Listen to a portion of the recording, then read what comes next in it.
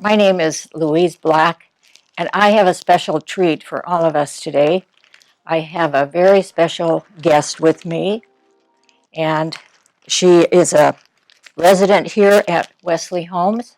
Some of you know her already, and she lives in the gardens on the third floor. Um, I would say her name, Kaija, because I'm safe with that one, but we're going to have her put this out here so that you can see the spelling and how her name looks. And you tell us your name, if you will, Kaija. My last name is Lietuvietis. Lietuvietis. Kaija Exactly. Lietuvietis. And we're very happy to have you here today. She was born not in this country, where many of remarkable residents are, but born in one of the Baltic states. I can remember when I was studying geography in school, we had work about the Baltic states, Estonia, Latvia, and Lithuania. Right.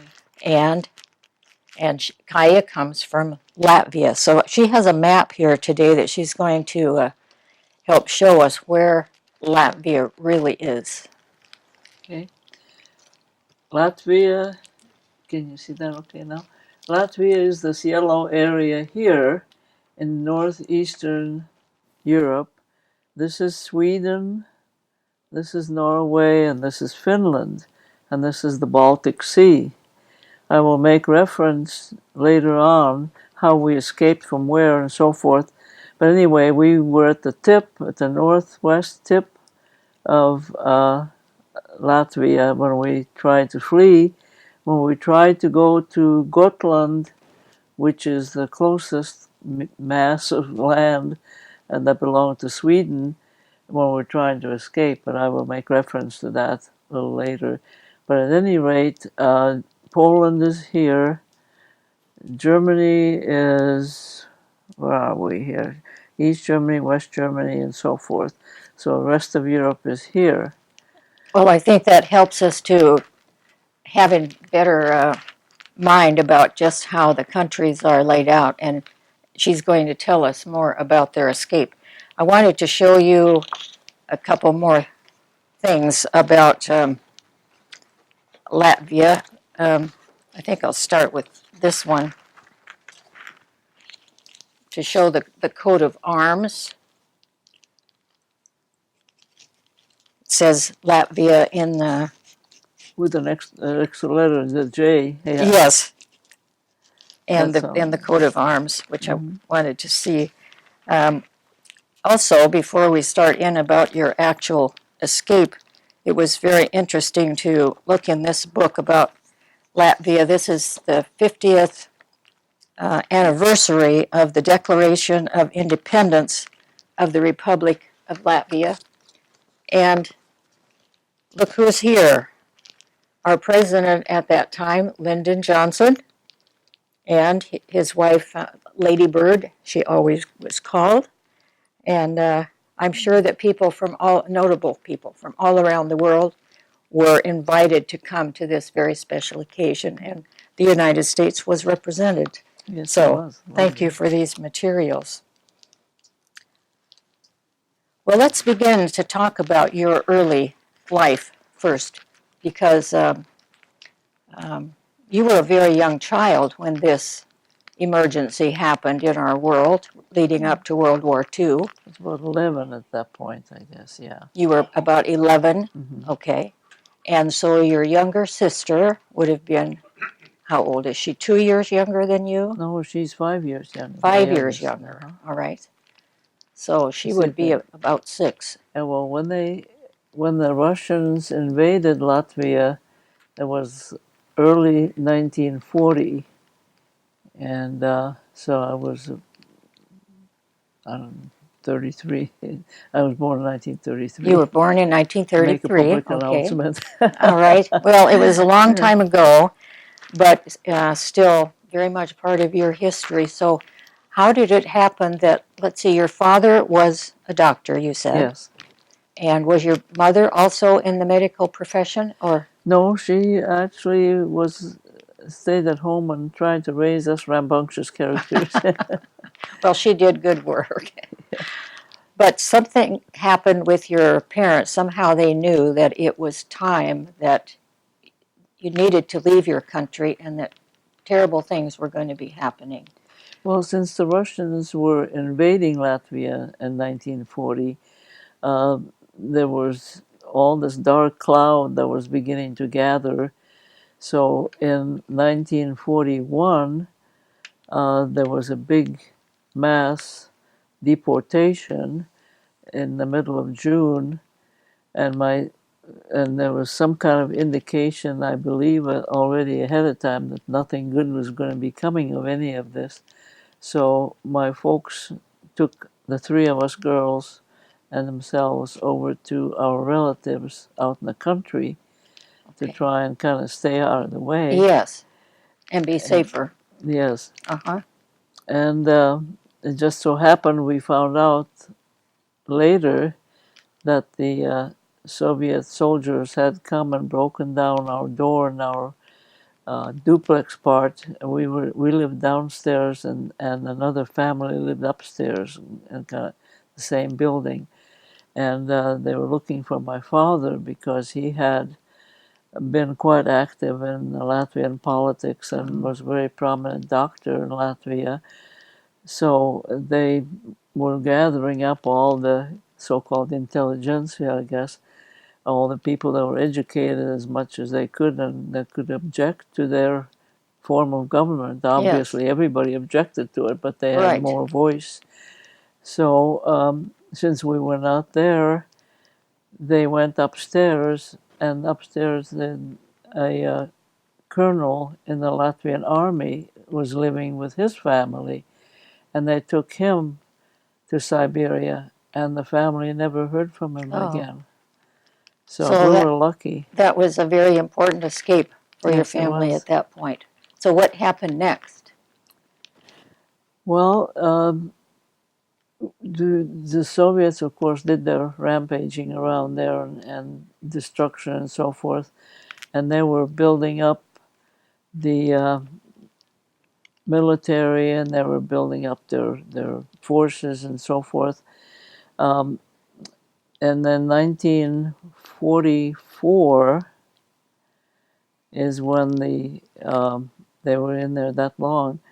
The Germans were beginning to come into Latvia, and they were pushing the Russians out, and they were going into Russia for a stretch as well there. But at any rate, in 1944, at the end of 1944, or not the end, in the fall of 1944, is when we were to this little corner of Latvia, which was still independent at that point, just a little tip of it there. And that's when we tried to flee across to the island of Gotland in So Sweden. you said that you were on a small fishing vessel when you made this trip? Yes. And of course, it was something that you couldn't do out in the open, so we had to go hiding in the woods and do it during the middle of the night and all that kind of secrecy.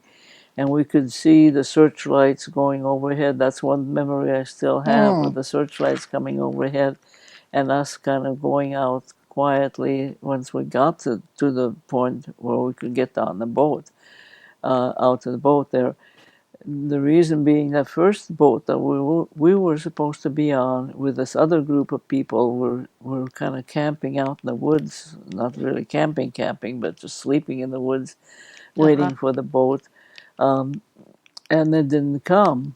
So we found out the next day that the boat had been caught, and we obviously then couldn't have boarded it. Right.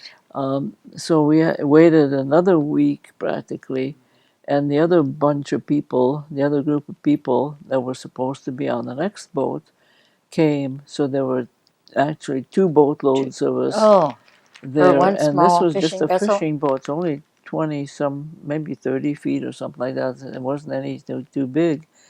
So we all jammed in there and started our travel. And then toward morning, the engine gave out.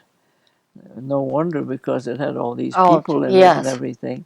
Overloaded And vessel. yeah, and so the sail went up, and they started working on the engine, and I didn't want to go down below where they had all the little kids, and they were throwing up and crying and all that kind of Oh, stuff. So they tied me to the mast up on top, and they said, "Okay, now we'll secure you, and then so we can keep working." you couldn't fall overboard or Yeah, be washed right, overboard. right. Well, yeah, because there really wasn't that much of a rail or anything there. It was just a fishing boat. So while they were working there, the light began to dawn, and out of the mist came these big gray warships. And we were just lucky enough to have been in the path of the route that the warships were taking back to Germany. These were German warships who were evacuating from Latvia, and they saw us. And had it been the Russians, they would have not bothered coming up even close. They would have probably sunk us right there and then. And as it was, the storm was beginning to come up, and waves were beginning to kind of become bigger. At So any rate, did they take you on they board took then? us on board, yes, and then they blew up our little boat, which was a nice sequence rather than blowing us up Yes, there. yes. And then they took us to Germany. But on the Okay. way, the Allies came and tried to sink the German warships. They were throwing bombs all over the place, and I was running around upstairs someplace again, up above on deck, not upstairs. But anyway, so I saw the little plunk, plunk, plunk going in the water, but luckily they didn't hit the German ship. So that kind of helped us out again too. But the storm was really bad at that point, so the waves were So they just took you coming. to Germany? Yeah. Is that all right? And how long then were you in Germany before your family tried again for escape? Well, we didn't try to escape from Germany, actually. When they took us to Germany, they took us to eastern Germany, Okay. near Bremen, and then put us in a camp, which later was a real bad concentration camp. But at that point, it was bad enough. There were triple bunks in big kind of hangars, so that the people that had to sleep down below got straw in their eyes because the mattresses were made of canvas, loosely woven, Stuffed with and the straw. straw kept falling through and stuff. I was always on the top bunk so that I didn't get eye infection. But then the Russians were pushing further into Germany, so we had a chance to. My dad being a doctor, they needed the doctors because He was valuable to either yeah, side in right, this conflict, wasn't he? right. Uh-huh. So they sent And did us you say all. he was wearing his Red Cross on his arm too, Oh, that was or at a was that later later? point, Okay. yeah. But anyway, they knew he was a doctor. Right, right. My mother could communicate that part to them, I guess, yeah, Uh-huh. because Good. she spoke French. None of us spoke English. And I had started taking French in the French lycée in Latvia in the third grade. So I could speak a little bit of French, but no German, no English. Then they sent us all, the whole family, over to a little town in eastern Germany, little ways east of Dresden. Dresden is a big city there, and we watched them bomb. The Allies bombed Dresden, and what they did is just kind of drop all these can-like things in the sky, kind of lit up the whole city, even though it was all darkened, of course, hoping that they wouldn't see anything. This must have all been terrifying for all of you. And I think about your parents who were trying to help you get to a better life and to safety, and all of this terror that you had to endure. Well, it's all the nasty stuff of the war, that goes I with guess. war. Yeah. Yes. Um, So when were you able to leave Germany? well, we didn't leave then yet. This was still all during the war, and the Russians were coming further and further west. Mm-hmm.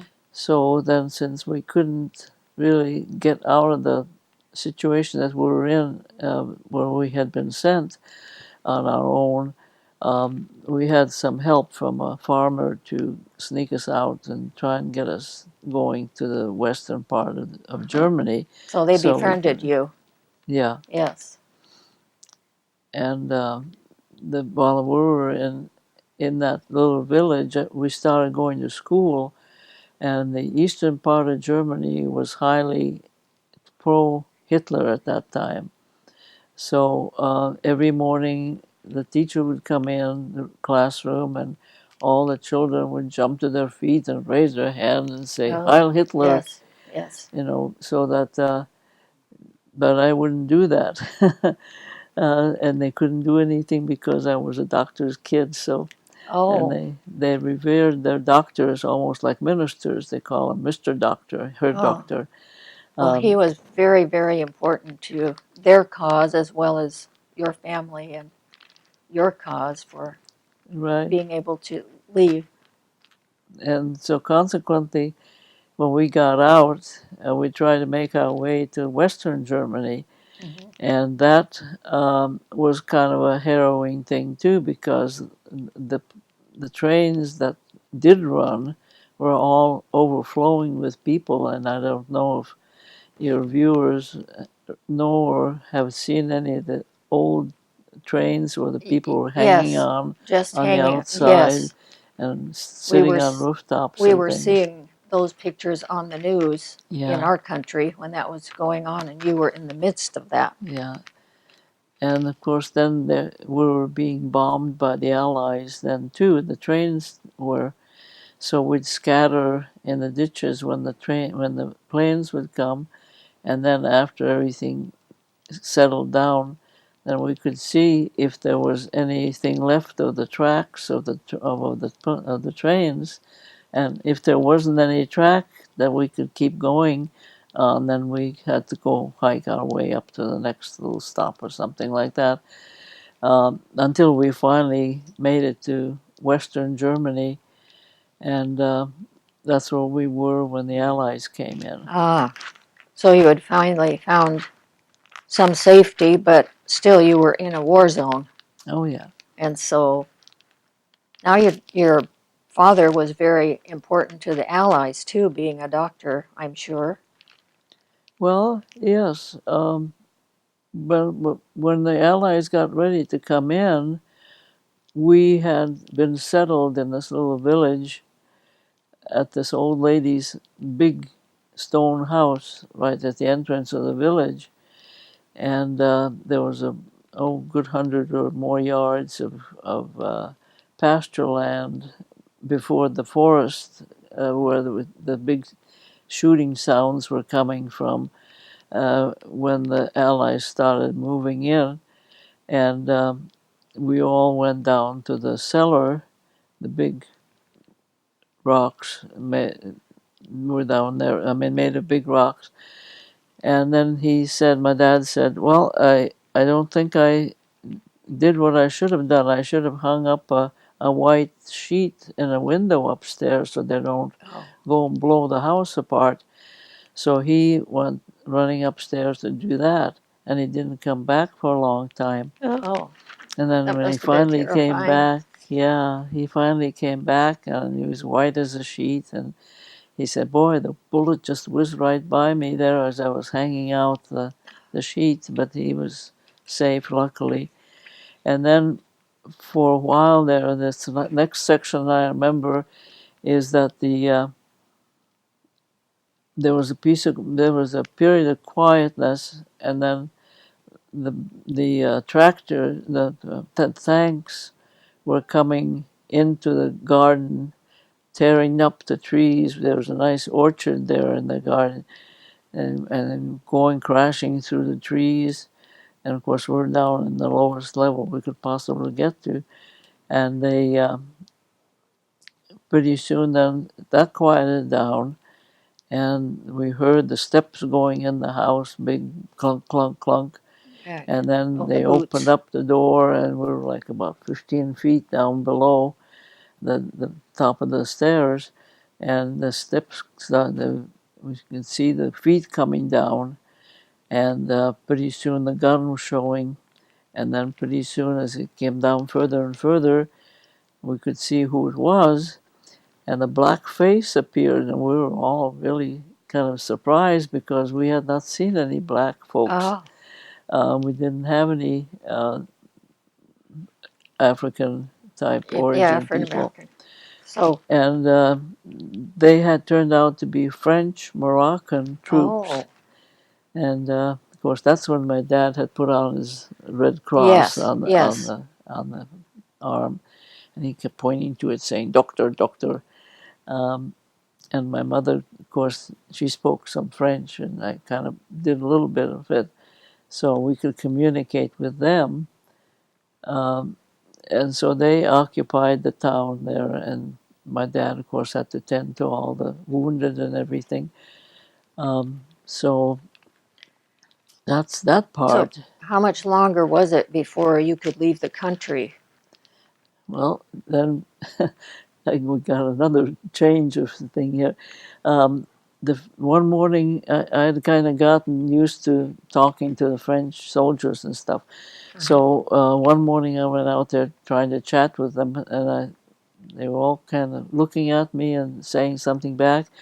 And I found out that later on that they were Americans. What they had given me while I was over there, they were trying to be friendly and stuff. They had given me some bubble gum, but I didn't know it was bubble gum. I thought it was candy. So I kept on trying to chew it, and they were laughing their heads off. And so anyway, that's my first experience with the bubble gum. And that was the Americans that come in. So then after the war was done in 45, there were 250 some thousand Latvians that were scattered all through Germany and France and whatever. And of course all the other nationalities as well that were trying to escape from the Soviets. And we got to go to Esslingen, which was in the southwestern part of Germany, and that's where a big Latvian group was, and we lived in the apartment buildings, and we established our own little theaters and everything that everybody has in a normal world, and started going to school and everything, and I got to be a Girl Scout for a little while. And then the United Nations Relief and Rescue Association, UNNRA, decided that see if some of the countries would take refugees to relieve the stress and strain on the economy in Germany, which is of course in no good shape anyway. So France and Germany and Australia, Great Britain, no, not France, not Germany, France, no, not even France.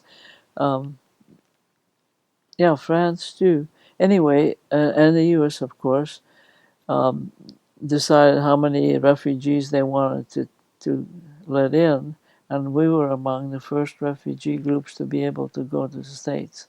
That's how come we finally got to the all States. of the horror that you had been through. In this photograph book, is there a picture of your family just before you were to leave? Well, this was in the good old days. My dad on the tennis courts, and my middle sister and myself. And there's my middle sister, my mother, my youngest sister, and myself. And over here is our last Christmas in Latvia. And this is going back a little further. our family here, and I guess maybe you'll get these blown up a little bit. Yes. And we'll be able to see some larger pictures. Then we have the Girl Scouts I was mentioning. There's our fifth grade in Esslingen with a bunch of us in our little Girl Scout outfits and stuff. And here's where we're leaving Esslingen to come to the States. Can you turn it a little more toward the camera? Okay. Okay. And then this one is the ship SS Ernie Pyle that we finally got to come over the on. Ernie Pyle. That's a familiar name. Yeah, the rebuilt warship. Named for a war hero from America. Well, we started out on SS Ernie Marine Milan, and we got as far as England. This is coming over here now on the American ships, and that ship broke down. Something was haywire, so that's when we transferred to Ernie Pyle and got our way over at Ernie Pyle. Well, you all have endured more than any family thought they could, and you're still on the way. What can you tell us after your long voyage across the ocean? What were your impressions when you saw Ellis Island? We always hear about people who enter our country having to come through Ellis Island. What did that look like to you? Well, initially, I remember looking out, and I'm not even sure if I noticed Ellis Island at that point yet, but I was looking to the land, and I saw all these little things running around like little ants, and different colors and everything. And of course, in Europe, we didn't, during the war, there was hardly a car there, and if there was one, there was military or else a black one or something. Right, or olive drab. Yeah, and these were all, of course, cars in New York area, and the huge buildings and everything. So those two things I remember most the vividly. skyline of New York. Yes. And then we went to Ellis Island, and I remember standing in these long lines there trying to get registered. And that's about basically it, where we had to go and get our names checked off, and before we got distributed out to the various areas. And I looked up my name in the Ellis Island register on the internet here. Oh, did you? Yeah, and our family is all in there. Everybody, yeah, all listed and yeah, all official. Oh, well, we didn't sneak in. No, that was wonderful to have reached that point of safety. But you still had some journey to do too, didn't you? Well, what happened when you left Ellis Island, and what came next? Well, we had been sponsored by a Latvian Lutheran group. All right. So they came and got us. I don't know exactly, how we got to the point where they came and got us, but they got us, and I remember sitting in the car and looking up and having all these lights whiz by. This was late in the evening, so that again, since we had not had so much activity on the road there, so that was something new. And my folks, my dad at that point was then looking for a job, and eventually he found something, but then by that time we had already moved out of our sponsor's home, and we were, well, maybe he was by himself or something, but anyway, he was going on the subways to get from one job to the next and so on and so forth. And then that's when he had his first heart attack in 47 or 48, because he had to work real hard labor type jobs and then and he'd been through all of get that around. Enormous stress of really helping, being the instigator probably of your family being able to live through all those war years and actually make the entry to the United States. Oh I- yeah. So nobody gave us any food stamps or any such stuff like people get here these days. Uh-huh. Of course, that was just something new anyway. But eventually, he was able to get a physician's job, or at least be able to work as a physician at the state hospital in New York State in Haverstraw. And that's when it was really nice for us because we got a little house then on the grounds and could go to school. But before that, while he was running around and trying to go from job to job, my mother trained as a masseuse. She trained in Germany so she could, help out with something. So she went to what we refer to the fat ladies' farms. Of course, they were ladies that went to various camps, for reducing themselves and trying to get healthier. But she was being the masseuse there, and my dad was working out of the city, and so we were put in what actually was an orphanage, but it was also for neglected children. But we weren't neglected; we were just not able to live Yes. with our parents because they were so busy trying to make a little bit of money. And that was quite nice. That we were kind of in a dormitory set up and stayed there for a while. And every weekend, my folks would come out and visit with us and bring us things and so Well, the forth. conditions were certainly different by the time you were able to make it to the United States. I can't imagine the stress and the fear and all of those emotions that your parents had to go through, and wanting safety for their family. It's just Yeah. incredible. Well, that's the How did thing. you make it from then to Oregon? You said Okay. that's where you Yeah, and next went. then when my dad was after he got the job as a physician at the state hospital, and that's the only kind of position as a physician he could get, was because he did not have an American physician's doctor's license, of Okay. course, at that point, and he didn't know any English anyway yet. But they needed doctors so badly at the state hospitals that they were so happy to get highly trained, physicians from overseas to work for them and work with them. And that So was, he began to feel more welcome oh as a yes, resident and accepted and really encouraged, and they sought after his skills. yes. And then he communicated with his friend, who also was a physician, a surgeon, who was working at the state hospital in Salem, in Oregon. And he said, "Well, why don't you come over to this part of the country?"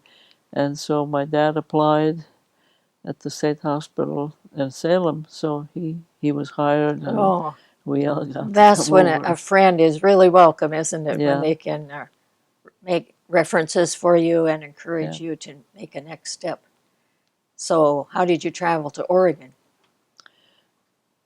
By train, I By think it train. was. Yeah.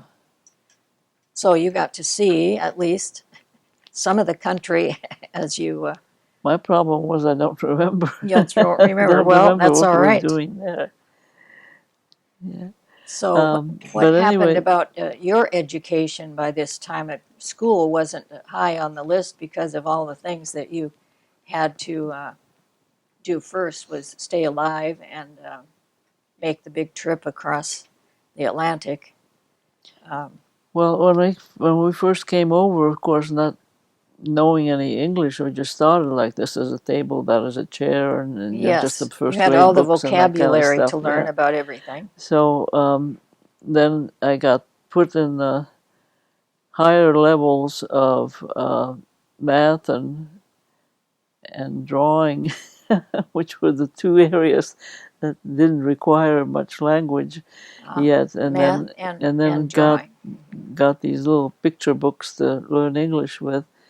But eventually, I managed to learn enough, and when we were in that orphanage set up, they had very nice help there. So I think I was in the seventh grade there, and then when we went to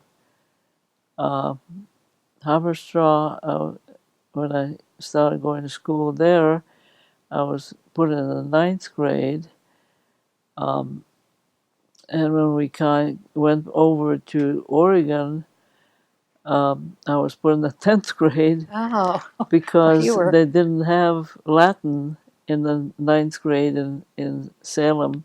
okay. So as long as I had started with Latin, they put me in the 10th grade. So I kind of hopscotched around. My education is kind of scattered out there. And finished up high school in Salem.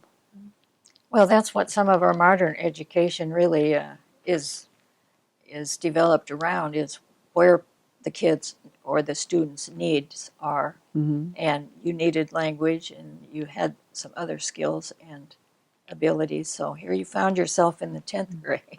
Yeah. Well, we have some other things that we want to be able to show you. Let's see, we had a picture. Can you tell us who this is? I'll show this also to the. Well, that's my mother This is your mother. in a Latvian folk costume. Okay. And that's one of the ones that people could make themselves out on the other way. when they were away from the country, because there was a solid color. It's dark blue with a colored trim, and of course the white blouse was all embroidered with typical Latvian type symbols, and she made it herself. She made it herself. Wow. And that became mine, and then it became my niece's. Oh, and it belongs to your niece now. Well, She's that's a still using treasured it. photo. Yeah. When you've had to escape from a country in the way that you have, it's amazing that you have a few treasures that you were able somehow to bring with you. No, this didn't. This was made here in the States. This was made in the States. Yes. Okay. All right. That was after you were here. Well, what happened after you? I assume you graduated from the college or finished your course there. And did you stay in Salem, or did you strike off on your own somewhere? Well, no, I went 1 year to Willamette University, which was in Salem. Yes. And then because I thought I was going to want to be a pharmacist. And my dad was real pleased with that, because I said, "Oh, good, I can, we can open up a pharmacy or something." And then I started thinking about, now, do I want to keep pushing pills all the rest of my life? And I always enjoyed the outdoors, and hiking and so forth. So I thought, well, maybe I should get something a little closer to my interests. So I went to Oregon State for the rest of the school terms, and majored in physical education, and graduated from there in 55, yeah. And then I taught in Concord for 2 years in California. In California, okay. Those are good times, because they needed teachers so badly anywhere. So when I was looking around to see which place I wanted to teach in, my folks decided that they should come with me to see where I potentially might be going, but they didn't go to California. Anyway, I taught for 2 years in California there, and then I went to University of Iowa at Iowa City to get my master's. I had a scholarship there, and that was kind of interesting, because the scholarship involved study that they had contracted with the U.S. Army to test boots of various kinds as far as the lacing was And so they had some boots that laced in the back, and some boots that laced on the side, and some that laced in the front and side and whatever. And so we were testing them all to make sure that we found whichever was the best one for the army or Oh, the foot soldiers to use. well, And you were involved in a very interesting project that you had no idea yeah, was going to yeah, happen to you. exactly. Yeah, and then I taught in Wauwatosa, Wisconsin for a year, and I got acquainted with this gal who had been teaching overseas, and I said, well, maybe I'll apply to go back to Europe and see what it looked like after everything had kind of settled down. And I was hired to teach. Well, I didn't really teach in France because they didn't have a position open in teaching, but I got to be a dormitory counselor. Oh, So that was for high school girls, and they were on one side, and the building on one side, and the boys were on the building on another side, and then there was this kind of a passage that connected them over the top there, and the boys would try to sneak over, and the girls would wee, and of course the us and the house mothers, there we were chasing them out, and the boys that counselors came seems in like that's the same periodically. kind of behavior in any kind of language in every Exactly, kind of country. exactly, yeah. So anyway, that was interesting. So we just kind of tried to keep track of the girls and made sure that they did their studies. And then when they left in the morning, we were free the rest of the time. But Well, that they needed teachers sometimes to substitute for the ones that were. They had school right there too, to substitute teach, and so sometimes we were drafted as the counselors, to help out during the daytime. And I remember I had like a first or second grade bunch one time, and they were forever pulling naps on me. I said, okay, well, we'll do this and this. Oh, nap time! So they'd get their blankets and their pillows out, and I kept thinking, oh, I'm sure they pulled a whole bunch of extra nap times on me there. But well, that you was have a kind of lot cute. of teaching at different levels and different kinds of subjects in your background too. Um, you were teaching when you came here to well, was it Federal Way where you were teaching eventually? Highline. At Highline. Okay. And what were you teaching at Highline? Well, I was doing after I'd gotten. I kind of backtrack a little bit here. Um, After I came back to the States, because my dad's health was kind of getting worse and worse, um, before that, I actually got my master's at Iowa, like I said. Mm-hmm. And while I could have applied to teach at college level, and I did, and I had some job offers, I wanted to be closer to my folks in here when they decided to move up to Bellevue to be closer to my middle sister. So I applied here in the Seattle area, and was fortunate not to even have to have an interview. I was hired in the Highland School District, so that's where I had Well, stayed. I think you deserved some uh, things going more easily than they did at some other period of your life. You you made a trip back to Latvia when some of these things were gathered. We want to show some of these to our viewers. Yeah, I've Um, been back about 8 or 9 times you've now been in the back about 8 or sequence. 9 times. Yeah, Wow, that's a well. We don't know where to start here. Let's start with some weaving. Um, this is a beautiful, what would you say, a table yeah, cover? tablecloth. I guess it's And it's, like a runner or something like that. yes, Yeah. or runner. It could be used in a lot of ways, and it's beautiful use of colors close on the color scale. This is So really a Linen, gorgeous yeah, that's piece. the linen products, and they A linen. export a lot of linen things. Okay. Oh, that's So, lovely.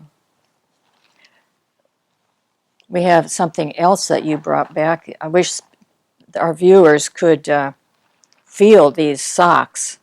they're kind of They thick. are very, very heavy, beautifully knit, and they're fastened at the toe here, so you wouldn't lose the pair if you were buying these somewhere. And the Those would patterns be are kind of typical of Latvian designs very and typical. symbols. The colors are beautiful in those. Someone did some beautiful, beautiful work. Thank you. And amber seems to be very important in Latvia. We're going to look at some jewelry there in just a minute, but these are two little pieces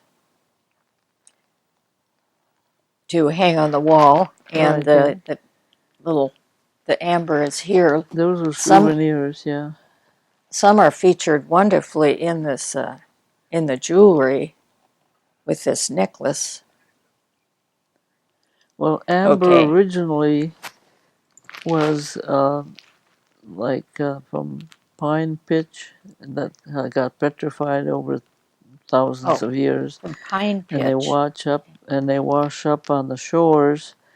But then these bigger pieces, obviously, you have to go dig down for them or something like that Yes. because they just And this is a don't come out. lovely necklace. And tell us about the variation in color. Well, they vary from. I found out white is also one of the colors of amber, Is but that it's right? rare. It's rather rare for Latvia anyway. Maybe some other parts of the world where they have the petrified pitch that they might be more common. But in the pines, they kind of came in the yellow or orange colors, but they can go to almost black, and you can kind of see, I think, there Yes, the some of the difference, the tones, right. shades, yeah, Hmm. of the amber there. Kind of brought that as a sample.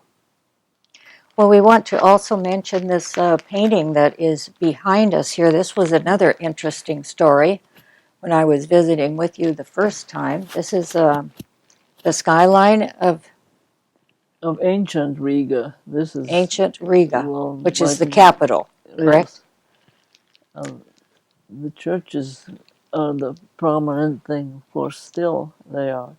But this is a painting that was given to me by this old gentleman who went back to Latvia so he could die there. He wanted to die in his motherland soil. Yes. And the reason he gave it to me was that while he was here, I acted as an interpreter for him because his English was not the greatest.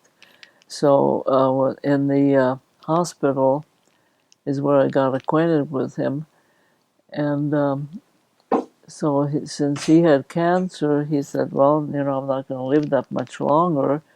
I'm I'm just going to go ahead and get rid of all my possessions here, and go ahead and go back to Latvia to live with my relatives the rest of my days." So he gave me this painting and another one of the seashore as a thank you, I guess, for helping him. But First. then, of course, I got paid for it too. Well, yes, but I'm sure that the care and attention that you gave him was not the kind that you could pay for with money. He was trying to pay with gratitude, and Yes, he was, that's yeah. wonderful. And now this hangs in your lovely Apartment. apartment at the gardens, and we've borrowed it so that we could take a look. We have something else too in the other direction here, a couple of inlaid plates that will be shown up here on our screen. And these were something that you brought back from Latvia on one of your No, trips? no, these were made here These were made here. Okay. by artisans, but that's kind of typical of the various kinds of souvenirs I could get. the gals in their national costume there. Mm-hmm. Yes. Yes. She's over here, Yeah. and the gentleman is on this side. Well, I just love the story of how you got this painting and how it was given to you. You are a very generous person. You have had amazing experiences in your life, and you're not through yet, are you? Well, I guess not. A little bit of life left. Yeah. Well, you said that you were teaching at Highline, Mm-hmm. and how did you decide when it was time to make a new decision and look around for a place where you wanted to change your living situation?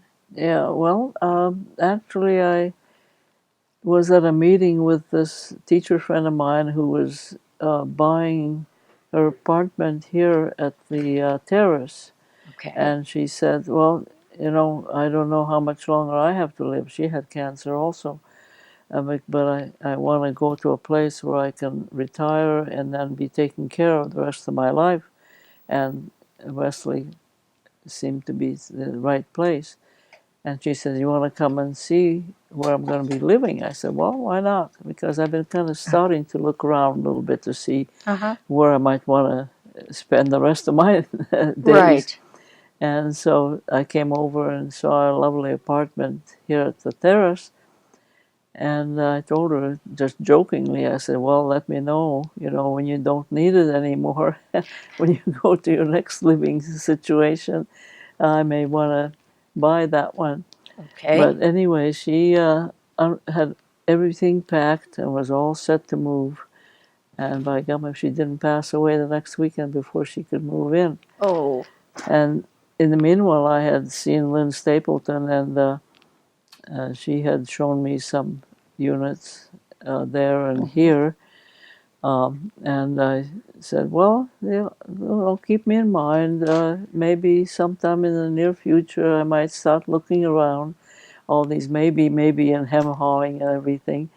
And so she said, well, and we don't have that many. I wanted a two-bedroom to put all my treasures, quote. No treasures, really, but still couldn't get rid of everything. I had a 18, almost a 2,000 square foot house.